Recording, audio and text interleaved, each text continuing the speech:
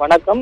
தமிழக அரசு போக்குவரத்து ஊழியர்கள் ஓய்வு பெற்ற ஊழியர்களுக்கு அகவிலைப்படி உயர்வு, பழைய ஓய்வூதிய திட்டத்தை அமல்படுத்த உள்ளிட்ட 6 அம்ச கோரிக்கைகளை நிறைவேற்ற வேண்டும் என தமிழக அரசு தொடர்ந்து வலியுறுத்தி வருகின்றனர். தமிழக அரசு செவி சாய்க்கவில்லை என்பதால் இன்று முதல் வேலை நிறுத்தம் செய்யப்படுவதாக தொழிற்சங்கங்கள் அறிவித்திருந்தது.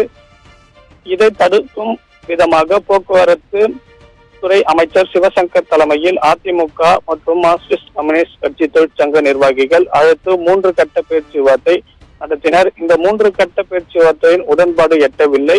இதனால் திட்டமிட்டபடி தற்போது செங்கல்பட்டு பணிமனையில் அதிமுக மற்றும் கம்யூனிஸ்ட் உள்ளிட்ட பல்வேறு சங்கத்தினர் பணிக்கு வராமல் பணிமனை முன்பு நின்று கொண்டிருந்தனர். திமுக சங்கங்களை சார்ந்த பணியாளர்கள் செல்கின்றனர். தொழிலாளர்களுக்கிடையே வாக்குவாதம் செங்கல்பட்டு மாவட்டத்தில் ஏற்பட்டிருக்கிறது என்பதை நாம் பார்த்தோம். அது நம்முடைய செய்தியாளர் வழங்கிடவும் கேட்டோம். அந்த காட்சிகளை பார்க்கலாம்.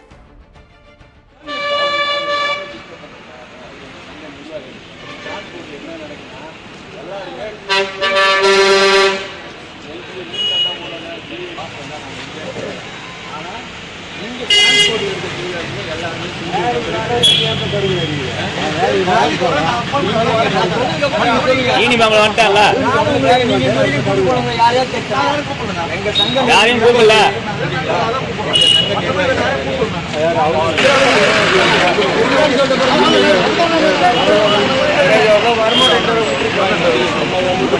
வரல, அதான் வரும்னு சொல்லிட்டு போவோம்.